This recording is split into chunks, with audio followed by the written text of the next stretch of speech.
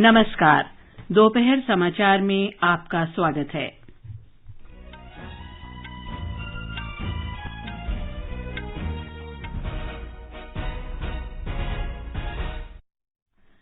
प्रधानमंत्री नरेंद्र मोदी ने video conference के माध्यम से जैन अंतर्राष्ट्रीय व्यापार संगठन के वैश्विक शिखर सम्मेलन जीतो कनेक्ट 2022 का उद्घाटन किया। श्री मोदी ने कहा, विश्व भारत को विभिन्न क्षेत्रों में उम्मीद और विश्वास के साथ देख रहा है। गृह मंत्री अमित शाह ने पश्चिम बंगाल में भारत बांग्लादेश सीमा पर 3 बीघा क्षेत्र का दौरा किया और सीमा सुरक्षा बल के अधिकारियों के साथ बातचीत की। राष्ट्रीय सागरमाला समिति आज नई दिल्ली में सागरमाला परियोजना और उससे जुड़े अन्य मुद्दों की समीक्षा करेगी।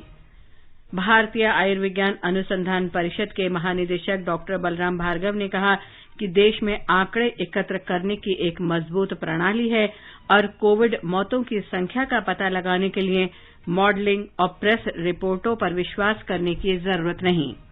विश्वविद्यालय अनुदान आयोग ने विभिन्न विश्वविद्यालयों में स्नातक पाठ्यक्रमों की संयुक्त प्रवेश परीक्षा के आवेदन की अंतिम तिथि 22 मई तक बढ़ाई। विदेश मंत्री डॉक्टर एस जयशंकर और इटली के विदेश मंत्री के नई दिल्ली में बातचीत हुई। बांग्लादेश सरकार 8 मई को गुरुदेव रविन्द्रनाथ टैगोर की 161वीं जयंती पर देश भर में कई कार्यक्रम आयोजित करेगी। हॉकी इंडिया सीनियर महिला राष्ट्रीय चैंपियनशिप आज से मध्य प्रदेश के भोपाल में शुरू हो रही है और आईपीएल क्रिकेट प्रतियोगिता में आज शाम गुजरात टाइटंस का मुकाबला मुंबई इंडियंस से।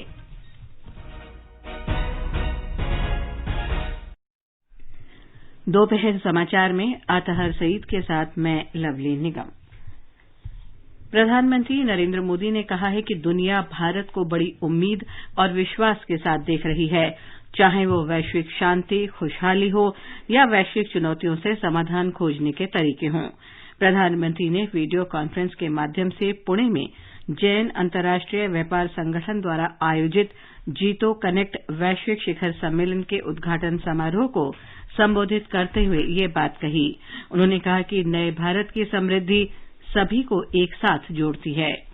Areas of expertise, areas of concern, चाहे जो भी हो, विचारों में चाहे जितनी भी भिन्नता हो, लेकिन नए भारत का उदय सभी को जोड़ता है।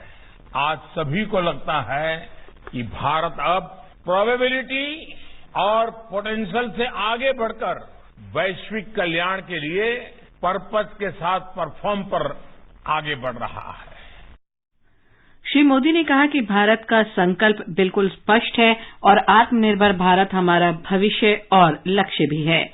आत्मनिर्भर भारत हमारा रास्ता भी है और हमारा संकल्प भी है, और ये किसी सरकार का नहीं, 130 करोड़ देशवासियों का है। बीते सालों में हमने इसके लिए हर जरूरी कदम उठाए, माहौल को सकारात्मक बनाने के लिए निरंतर परिश्रम किया है। देश में बन रहे सही वातावरण का सदुपयोग कर संकल्पों की सिद्धि की कमान अब आप जैसे मेरे साथियों पर है, जीतो के सदस्यों पर है। प्रधानमंत्री ने कहा कि इस शिखर सम्मेलन का विषय टुगेदर टुवर्ड्स टुमारो आज के परिदृश्य में बहुत अधिक सार्थक है। अमृतकाल में इसका सीधा अर्थ ये है कि सबका प्रयास तेजी से विकास की कुंजी है। श्री मोदी ने जैन समुदाय के युवाओं और जीतो कनेक्ट की सराहना की और उनसे लोकल के लिए वोकल की नीति अपनाने का आह्वान किया। उन्होंने कहा कि यही स्थानीय निर्माताओं और कुशल कामगारों पर विश्वास दिखाने तथा उन्हें हमारे दैनिक जीवन की जरूरतों के उत्पादों के निर्माण के लिए सशक्त बनाने का सही मंच है। जब से गवर्नमेंट ई मार्केट प्लेस यानी जेम पोर्टल अस्तित्व में आया है, सारी खरीद एक प्लेटफॉर्म पर सबके सामने होती है। अब दूर दराज के गांव के लोग, छोटे दुकानदार और सेल्फ हेल्प ग्रुप, स्वयं सहायता समूह सीधे सरकार को अपना प्रोडक्ट बेच सकते हैं। आज जेम पोर्टल पर 40 लाख से अधिक सेलर जुड़ चुके हैं जिनको अपना प्रोडक्ट बेचना है। ऐसे 40 लाख लोग उस पर रजिस्ट्री करवा चुके हैं। अर्थ यानी पृथ्वी शब्द का मतलब समझाते हुए श्री मोदी ने कहा कि लोगों को हर जिले में 75 अमृत सरोवर बनाने के तरीकों पर चर्चा करनी चाहिए। ई यानी एनवायरमेंट की समृद्धि जिसमें हो, ऐसी प्रैक्टिस को आप प्रोत्साहित करें। ए यानी एग्रीकल्चर को अधिक लाभकारी बनाने के लिए जीरो कॉस्ट बजटिंग वाली फार्मिंग टेक्नोलॉजी और फूड प्रोसेसिंग सेक्टर में मेरे जीतों के नौजवान आगे आए। आर यानी रिसाइकलिंग पर, सर्कुलर इकोनॉमी पर बल दें। टी यानी टेक्नोलॉजी को ज्यादा से ज्यादा लोगों तक ले जाएं। एच यानी हेल्थ केयर। देश में हर जिले में मेडिकल कॉलेज जैसी व्यवस्थाओं के लिए बहुत बड़ा काम सरकार आज कर रही है। प्रधानमंत्री ने कहा कि जीतो मंच को भी इन क्षेत्रों को बढ़ावा देने के बारे में सोचना चाहिए। केंद्रीय सड़क परिवहन और राजमार्ग मंत्री नितिन गडकरी भी इस अवसर पर मौजूद थे। कोलकाता में आज भारतीय जनता पार्टी के कार्यकर्ता की रहस्यमयी मौत के बाद केंद्रीय गृह मंत्री अमित शाह ने उनके स्वागत में होने वाले कार्यक्रमों को रद्द कर दिया है। श्री शाह के हवाई अड्डे से सीधे मृतक कार्यकर्ता के चितपुर स्थित आवास जाने की संभावना है। भाजपा युवा मोर्चे के नेता अर्जुन चौरसिया आज सुबह फांसी पर लटके पाए गए। पार्टी नेता आरोप लगा रहे हैं कि इस घटना के पीछे तृणमूल कांग्रेस का हाथ है। श्री अमित शाह ने कूच बिहार जिले के मेखलीगंज में भारत बांग्लादेश सीमा पर स्थित 3 बीघा कॉरिडोर का दौरा किया और सीमा सुरक्षा बल के अधिकारियों के साथ बैठक की। उनके साथ राज्य के नेता विपक्ष शुवेंदु अधिकारी, प्रदेश भाजपा अध्यक्ष सुकांत मजूमदार और सांसद निशित प्रमाणिक भी मौजूद थे। श्री शाह ने सीमा सुरक्षा बल के जवानों से बातचीत की। बाद में उन्होंने कोच लिबरी में स्थानीय सीमा चौकी का दौरा किया और सीमा पर स्थिति की समीक्षा भी की। केंद्रीय पत्तन, पोत परिवहन और जलमार्ग मंत्री सर्बानंद सोनोवाल आज नई दिल्ली में राष्ट्रीय सागरमाला शीर्ष समिति की बैठक की अध्यक्षता करेंगे। ये समिति अन्य मामलों के अतिरिक्त पत्तनों से जुड़ी सड़क और रेल संपर्क परियोजनाओं, फ्लोटिंग जेटी और अंतर्देशीय जलमार्गों के विकास के साथ सागरमाला कार्यक्रम की समीक्षा भी करेगी। बैठक में तटीय क्षेत्रों में बसे समुदायों के सर्वांगीण विकास के लिए सागर तट समृद्धि योजना की नई पहल पर भी चर्चा होगी। भारतीय आयुर्विज्ञान अनुसंधान परिषद के महानिदेशक डॉक्टर बलराम भार्गव ने कहा है कि देश में आंकड़े एकत्र करने और उन्हें रखने की एक मजबूत प्रणाली है और कोविड मौतों की संख्या का पता लगाने के लिए मॉडलिंग और प्रेस रिपोर्टों पर भरोसा करने की जरूरत नहीं है। संवाददाताओं से बातचीत में श्री भार्गव ने विश्व स्वास्थ्य संगठन के भारत में कोविड से हुई मौतों के बारे में जारी आंकड़ों का सवाल उठाया। डॉक्टर भार्गव ने कहा कि यदि कोई व्यक्ति आज संक्रमित होने के बाद 2 हफ्ते, 2 महीने या 6 महीने बाद मर जाता है तो क्या ये कोविड से हुई मौत होगी। उन्होंने कहा कि हमने आंकड़ों की जांच के बाद पाया कि कोरोना से संक्रमित होने के बाद हुई 95% मौतें पहले 4 हफ्तों में हुई थीं। इसलिए मृत्यु की परिभाषा के लिए 30 दिन की कट ऑफ रखी गई थी।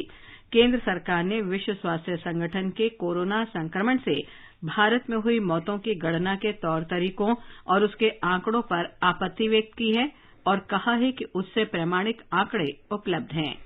इस बीच अखिल भारतीय आयुर्विज्ञान संस्थान एम्स नई दिल्ली के निदेशक डॉक्टर रणदीप गुलेरिया ने विश्व स्वास्थ्य संगठन के आंकड़ों को गलत बताया है।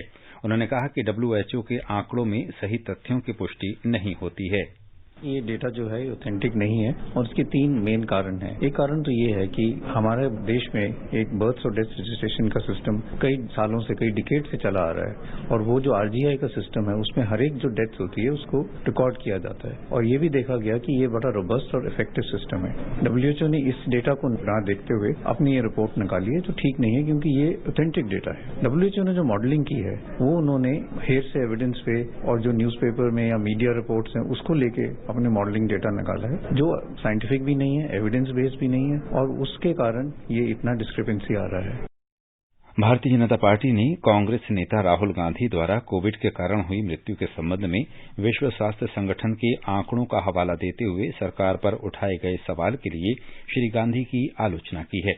नई दिल्ली में मीडिया से बातचीत में पार्टी प्रवक्ता डॉक्टर संबित पात्रा ने WHO के आंकड़ों को खारिज करते हुए कहा कि मौत की संख्या की गणना करने के लिए अपनाई गई पद्धति त्रुटिपूर्ण है। उन्होंने राहुल गांधी पर भारत को नीचा दिखाने की कोशिश करने का आरोप लगाया। श्री पात्रा ने कहा कि मौत पर राजनीति नहीं होनी चाहिए। जो डेवलप्ड नेशन है उनसे भी बढ़कर के भारतवर्ष ने ये युद्ध लड़ा है कोरोना के खिलाफ। वैक्सीनेशन ड्राइव को देखिए तो एक इतिहास भारत आज रचता हुआ नजर आ रहा है। दुखद है कि WHO को आंकड़ों को लेकर Rahul Gandhi was the first person in India to tweet. उन्होंने राजनीति की है। राहुल गांधी जी कहते हैं science doesn't lie, Modi does. Modi ji को नीचा दिखाने का ये जो प्रयास राहुल गांधी का है, ये कोई आज का नहीं है। राहुल गांधी ने समय समय पर मोदी जी और भारतीय जनता पार्टी पे आक्रमण करते हुए भारत को नीचा दिखाया है। ये बहुत ही दुखद है। डॉक्टर संबित पात्रा ने कहा कि पूरी दुनिया मानती है कि प्रधानमंत्री नरेंद्र मोदी के नेतृत्व में भारत ने कोरोना के खिलाफ लड़ाई लड़ी, वो एक मिसाल है। जहां तक कोविड की लड़ाई का विषय है, पूरा विश्व मानता है कि भारतवर्ष ने जिस प्रकार की लड़ाई कोविड के खिलाफ लड़ा, प्रधानमंत्री नरेंद्र मोदी जी के नेतृत्व में, वो अद्भुत और अद्वितीय था। वो पूरे विश्व के लिए एक मिसाल था। एक भी मृत्यु होती है तो वो दुखद होता है, एक भी मृत्यु होती है तो उसकी भरपाई नहीं हो सकती। मृत्यु के आंकड़ों के ऊपर राजनीति होना, इससे दुखद और कुछ नहीं हो सकता है। राष्ट्रव्यापी कोविड टीकाकरण अभियान के अंतर्गत देश में अब तक 189 करोड़ 81 लाख से अधिक टीके लगाए जा चुके हैं। स्वास्थ्य मंत्रालय ने कहा है कि कल 16,59,000 से अधिक टीके लगाए गए। इस दौरान 3,000 से अधिक लोगों में संक्रमण की पुष्टि हुई, जबकि लगभग 3,500 लोग संक्रमण से स्वस्थ हुए हैं। स्वस्थ होने की दर 98.74% है। ये समाचार हमारी वेबसाइट newsonair.com/हिंदी और हमारे mobile app news on AIR पर भी उपलब्ध है। सुनो ना, हाँ? सोच रहा हूँ अपना बिजनेस क्यों न बढ़ा लूं। तो रोका किसने है? हाँ? रोका तो किसी ने नहीं, पर समझ नहीं आ रहा कि मदद किससे मांगूं। मुझसे। तुमसे? तो अच्छा बताओ फिर। आकाशवाणी है ना, मैंने सुना है उसका नेटवर्क देश भर में फैला है। पर उससे मेरा क्या फायदा? देखो, फायदा है। जिस शहर में चाहो विज्ञापन की मदद से उपभोक्ताओं तक पहुंच जाओ। पर अब ये भी तो बता दो कि आकाशवाणी से संपर्क कैसे करूं? बहुत आसान है, मैं बताती हूँ। नंबर नोट करो, 870-001-4242। ओ, 870-001-4242। हाँ। लो अभी फोन लगाता हूँ 870-001-4242 पर।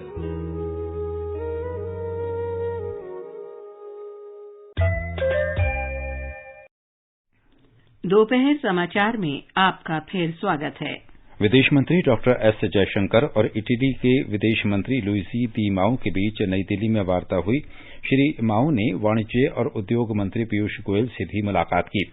वे कल शाम भारत यात्रा पर नई दिल्ली पहुंचे थे। विदेश मंत्रालय ने कहा है कि श्री माओ के भारत दौरे से दोनों देशों के बीच विभिन्न क्षेत्रों में साझेदारी और मजबूत होगी। सूचना और प्रसारण मंत्री अनुराग ठाकुर ने कहा कि फिल्में हमारी संस्कृति का हिस्सा हैं और पिछले 100 वर्षों में फिल्म उद्योग के महत्वपूर्ण योगदान ने भारत को दुनिया का सबसे बड़ा फिल्म उद्योग बना दिया है। श्री ठाकुर ने कल पुणे में भारतीय राष्ट्रीय फिल्म संग्रहालय की अपनी यात्रा के दौरान ये बात कही। उन्होंने बताया कि राष्ट्रीय फिल्म विरासत मिशन के तहत दुनिया की सबसे बड़ी फिल्म पुनरुद्धार परियोजना के लिए लगभग 300 करोड़ रुपए से अधिक की धनराशि आवंटित की गई है। श्री ठाकुर ने कहा कि परियोजना का उद्देश्य सिनेमा की विरासत को संरक्षित, पुनर्स्थापित और डिजिटाइज करना है। हमने तय किया है कि 363 करोड़ रुपया खर्च किया जाएगा। 5,900 से ज्यादा ऐसी शॉर्ट फिल्म, फीचर्स, डॉक्यूमेंट्रीज, इन सबको जहां पे प्रिजर्व करने की बात है, वहीं पे रिस्टोर करने की भी बात हम लोग कर रहे हैं। ये अपने आप में एक बहुत बड़ी शुरुआत है। शायद दुनिया भर में सबसे बड़ी रिस्टोरेशन की बात की जाए, कंजर्वेशन की बात की जाए, डिजिटलाइजेशन की बात की जाए, तो भारत फिल्म आर्काइव्स की कर रहा है। श्री ठाकुर ने भारतीय फिल्म और टेलीविजन संस्थान FTII के कामकाज की समीक्षा के लिए एक बैठक भी की। उन्होंने कहा कि FTII को छात्रों को उद्यमिता कौशल और टेलीविजन प्रस्तुतियों में स्टार्टअप शुरू करने के लिए तैयार करना चाहिए। भारतीय जनता पार्टी नेता तजिंदर बग्गा को पंजाब पुलिस द्वारा गिरफ्तारी के बाद दिल्ली पुलिस ने अपहरण का मामला दर्ज किया है। श्री बग्गा को आज सवेरे पंजाब पुलिस ने भड़काऊ बयान देने और आपराधिक धमकी देने के आरोप में दिल्ली स्थित उनके आवास से गिरफ्तार किया था। इस बीच भाजपा ने गिरफ्तारी को अवैध बताते हुए कहा है कि इसके लिए आवश्यक प्रक्रिया का पालन नहीं किया गया। नई दिल्ली में मीडिया से बातचीत में पार्टी नेता मनजिंदर सिंह सिरसा ने दिल्ली के मुख्यमंत्री और आम आदमी पार्टी के प्रमुख अरविंद केजरीवाल पर पंजाब पुलिस का दुरुपयोग करके प्रतिशोध की राजनीति करने का आरोप लगाया। उन्होंने कहा कि श्री बग्गा की गिरफ्तारी के दौरान उनके पिता के साथ मारपीट की गई। पुलिस कानून के दायरे से बाहर जाकर काम नहीं कर सकती। अरविंद केजरीवाल का चेहरा बेनकाब हो रहा है और होगा, और ये घिनौना चेहरा आज उसका आपके सामने आया। किस तरह आज सिख स्टेट के मुख्यमंत्री एक सिख को उसकी बिना दस्तार के नंगे सिर बेइज्जत करते, जलील करते ले जा रहे हैं। क्यों? बग्गा को। क्योंकि लूट कसूट जो अरविंद केजरीवाल कर रहा है, उस लूट कसूट को एक्सपोज करते आए हैं, करते रहेंगे। किसी भी सूरत के अंदर पंजाब पुलिस ने जो इलीगल काम किया है वो नहीं बर्दाश्त किया जाएगा, उसके ऊपर कानूनी कार्रवाई होगी। दिल्ली भाजपा अध्यक्ष आदेश गुप्त ने कहा कि पार्टी श्री बग्गा के साथ है। उन्होंने आरोप लगाया कि पंजाब पुलिस केजरीवाल के निर्देश पर काम कर रही है। उधर आम आदमी पार्टी ने पंजाब पुलिस की कार्रवाई को सही ठहराया है। पार्टी नेता सौरभ भारद्वाज ने मीडिया को बताया कि उनके खिलाफ कार्रवाई करते हुए पुलिस ने आवश्यक प्रक्रियाओं का पालन किया है। आगे बढ़ने से पहले मुख्य समाचारों पर एक नजर। प्रधानमंत्री नरेंद्र मोदी ने वीडियो कॉन्फ्रेंस के माध्यम से जैन अंतर्राष्ट्रीय व्यापार संगठन के वैश्विक शिखर सम्मेलन जीतो कनेक्ट 2022 का उद्घाटन किया। श्री मोदी ने कहा, विश्व भारत को विभिन्न क्षेत्रों में उम्मीद और विश्वास के साथ देख रहा है। गृहमंत्री अमित शाह ने पश्चिम बंगाल में भारत बांग्लादेश सीमा पर 3 बीघा क्षेत्र का दौरा किया और सीमा सुरक्षा बल के अधिकारियों के साथ बातचीत की। राष्ट्रीय सागरमाला समिति आज नई दिल्ली में सागरमाला परियोजना और उससे जुड़े अन्य मुद्दों की समीक्षा करेगी। भारतीय आयुर्विज्ञान अनुसंधान परिषद के महानिदेशक डॉ बलराम भार्गव ने कहा, देश में आंकड़े एकत्र करने की एक मजबूत प्रणाली है और कोविड मौतों की संख्या का पता लगाने के लिए मॉडलिंग और प्रेस रिपोर्टों पर विश्वास करने की जरूरत नहीं। विश्वविद्यालय अनुदान आयोग ने विभिन्न विश्वविद्यालयों में स्नातक पाठ्यक्रमों की संयुक्त प्रवेश परीक्षा के आवेदन की अंतिम तिथि 22 मई तक बढ़ाई। विदेश मंत्री डॉ एस जयशंकर और इटली के विदेश मंत्री लुइजी डी माओ के बीच नई दिल्ली में बातचीत हुई। बांग्लादेश सरकार 8 मई को गुरुदेव रविन्द्रनाथ टैगोर की 161वीं जयंती पर देश भर में कई कार्यक्रम आयोजित करेगी। हॉकी इंडिया सीनियर महिला राष्ट्रीय चैंपियनशिप आज से मध्य प्रदेश के भोपाल में शुरू हो रही है और आईपीएल क्रिकेट प्रतियोगिता में आज शाम गुजरात टाइटंस का मुकाबला मुंबई इंडियंस से। विश्वविद्यालय अनुदान आयोग ने विभिन्न विश्वविद्यालयों में स्नातक पाठ्यक्रमों की संयुक्त प्रवेश परीक्षा के आवेदन की अंतिम तिथि 22 मई तक बढ़ा दी है। आयोग के अध्यक्ष प्रोफेसर एम जगदीश कुमार ने बताया कि केंद्रीय, राज्य और प्राइवेट तथा सम विश्वविद्यालयों में प्रवेश के इच्छुक विद्यार्थियों को आवेदन करने का अतिरिक्त अवसर मिलेगा। 3.5 घंटे की कंप्यूटर आधारित प्रवेश परीक्षा 2 पारियों में आयोजित की जाएगी। विश्वविद्यालय अनुदान आयोग से वित्तीय सहायता प्राप्त सभी 45 केंद्रीय विश्वविद्यालयों के लिए संयुक्त प्रवेश परीक्षा अनिवार्य है। बांग्लादेश सरकार 8 मई को गुरुदेव रविन्द्रनाथ टैगोर की 161वीं जयंती पर देश भर में कई कार्यक्रम आयोजित करेगी। मुख्य समारोह कुश्तिया जिले में आयोजित होगा। बांग्लादेश शिल्पकला अकादमी 3 दिवसीय सांस्कृतिक कार्यक्रम आयोजित करेगी। गुरुदेव टैगोर की पेंटिंग की 1 महीने तक चलने वाली प्रदर्शनी भी लगाई जाएगी। गुरुदेव रविन्द्रनाथ टैगोर पर एक वृत्त चित्र भी दिखाया जाएगा। गुरुदेव रविन्द्रनाथ टैगोर की जयंती का इस वर्ष का विषय है मानवता का संकट और रविन्द्रनाथ।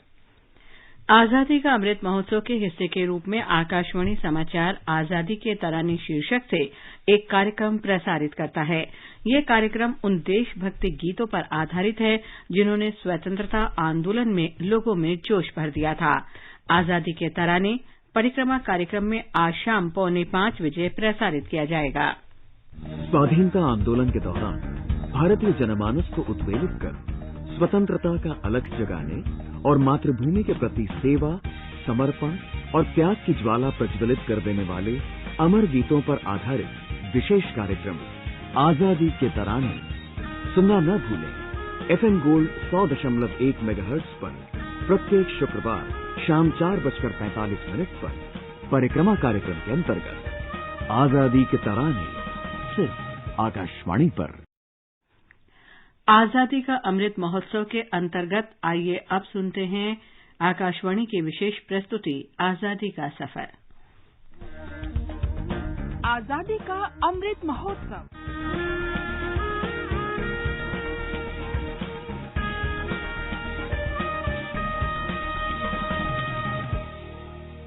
आजादी का सफर आकाशवाणी के संग, एक राष्ट्र का उदय। भारत का गौरवशाली स्वतंत्रता संग्राम आधुनिक विश्व के अब तक के सबसे बड़े संघर्षों में से एक है।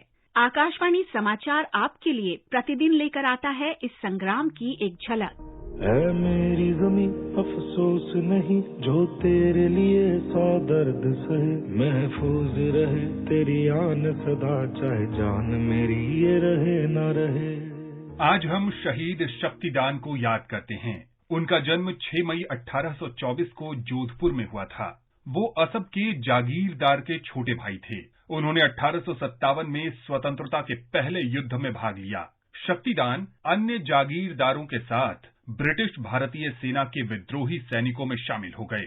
विद्रोहियों ने आउवा में सितंबर 1857 में और फिर जनवरी 1858 में ब्रिटिश सेना के खिलाफ लड़ाई लड़ी। ब्रिटिश सेना ने आउवा किले पर कब्जा कर लिया और शक्तिदान को पकड़ लिया। नजरबंदी के दौरान ही शक्तिदान की मृत्यु हो गई। इस वीर शहीद को आकाशवाणी का नमन।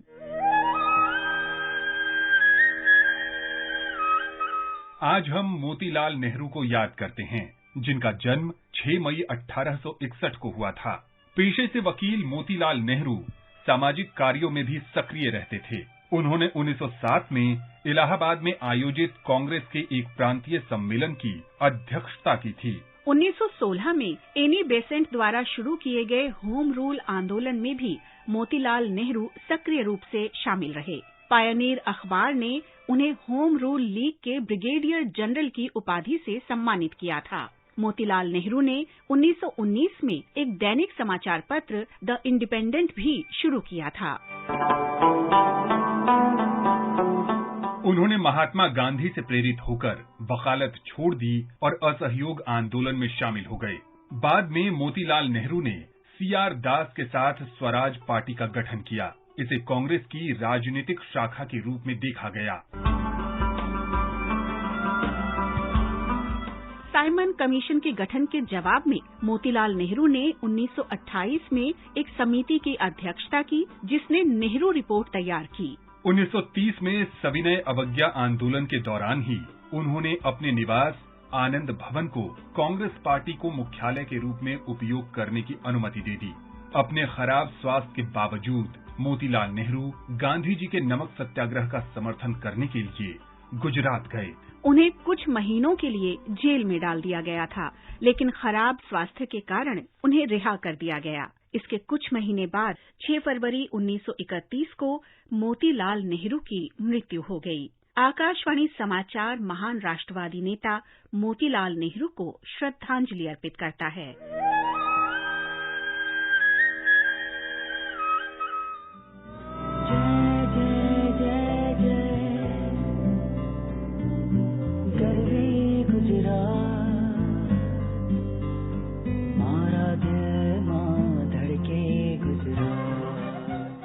हम प्रसिद्ध वकील और स्वाधीनता सेनानी भूला भाई देसाई को भी याद करते हैं, जिनका 6 मई 1946 को निधन हो गया था।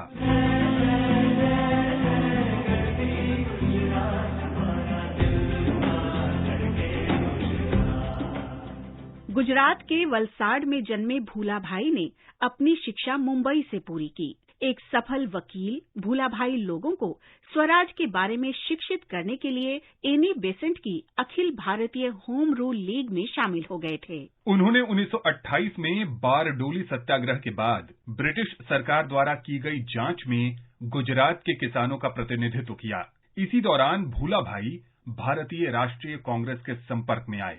बाद में उन्होंने विदेशी वस्तुओं के बहिष्कार के उद्देश्य से स्वदेशी सभा का गठन किया। सभा को अवैध घोषित कर दिया गया और 1932 में भूला भाई को गिरफ्तार कर लिया गया। नवंबर 1934 में वे गुजरात से सेंट्रल असेंबली के लिए चुने गए।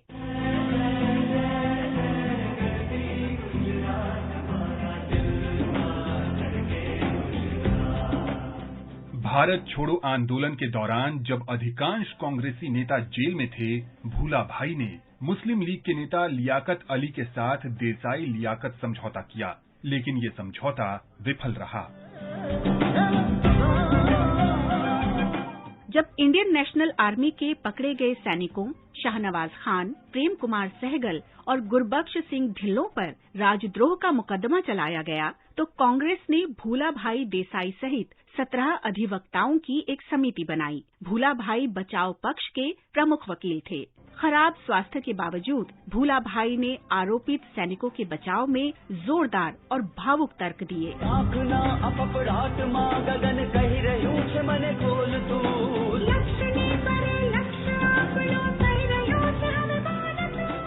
भूलाभाई देसाई का 6 मई 1946 को निधन हो गया। मुंबई में स्थापित भूलाभाई स्मृति संस्थान देश के प्रति उनके योगदान की याद दिलाता है। आकाशवाणी समाचार महान राष्ट्रवादी नेता भूलाभाई देसाई को नमन करता है।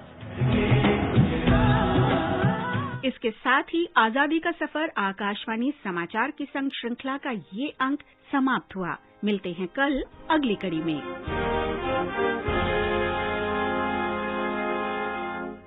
ये समाचार आकाशवाणी से प्रसारित किए जा रहे हैं।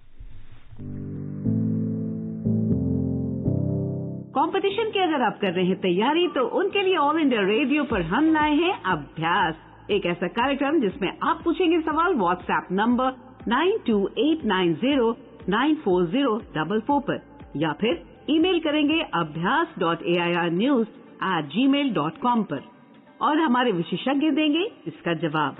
आपका अभ्यास हमारा प्रयास।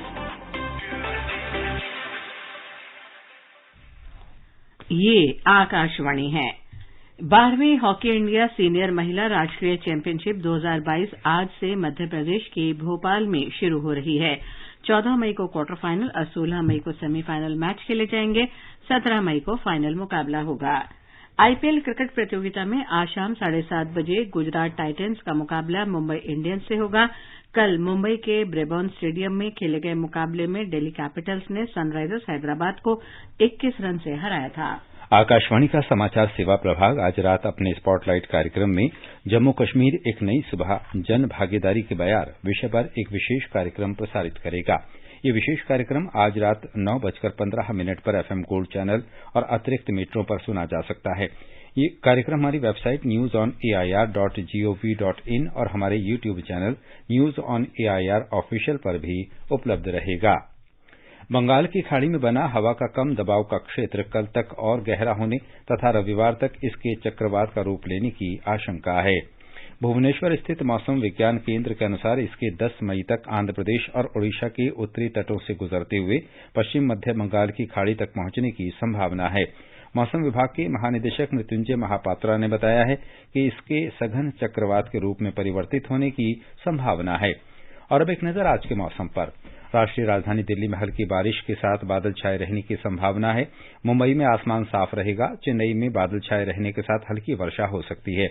कोलकाता में गरज के साथ वर्षा होने की संभावना है। श्रीनगर में आंशिक रूप से बादल छाए रहेंगे और कहीं कहीं वर्षा हो सकती है। जम्मू में आसमान साफ रहेगा। लेह गिलगित में बादल छाए रहेंगे। मुजफ्फराबाद में आसमान साफ रहेगा। और अंत में मुख्य समाचार एक बार फिर। प्रधानमंत्री नरेंद्र मोदी ने वीडियो कॉन्फ्रेंस के माध्यम से जैन अंतर्राष्ट्रीय व्यापार संगठन के वैश्विक शिखर सम्मेलन जीतो कनेक्ट 2022 का उद्घाटन किया। श्री मोदी ने कहा, विश्व भारत को विभिन्न क्षेत्रों में उम्मीद और विश्वास के साथ देख रहा है। गृह मंत्री अमित शाह ने पश्चिम बंगाल में भारत बांग्लादेश सीमा पर 3 बीघा क्षेत्र का दौरा किया और सीमा सुरक्षा बल के अधिकारियों के साथ बातचीत की। राष्ट्रीय सागरमाला समिति आज नई दिल्ली में सागरमाला परियोजना और उससे जुड़े अन्य मुद्दों की समीक्षा करेगी। भारतीय आयुर्विज्ञान अनुसंधान परिषद के महानिदेशक डॉक्टर बलराम भार्गव ने कहा, देश में आंकड़े एकत्र करने की एक मजबूत प्रणाली है और कोविड मौतों की संख्या का पता लगाने के लिए मॉडलिंग और प्रेस रिपोर्टों पर विश्वास करने की जरूरत नहीं। विश्वविद्यालय अनुदान आयोग ने विभिन्न विश्वविद्यालयों में स्नातक पाठ्यक्रमों की संयुक्त प्रवेश परीक्षा की आवेदन की अंतिम तिथि 22 मई तक बढ़ाई। इसके साथ ही दोपहर समाचार का ये अंक समाप्त हुआ। नमस्कार।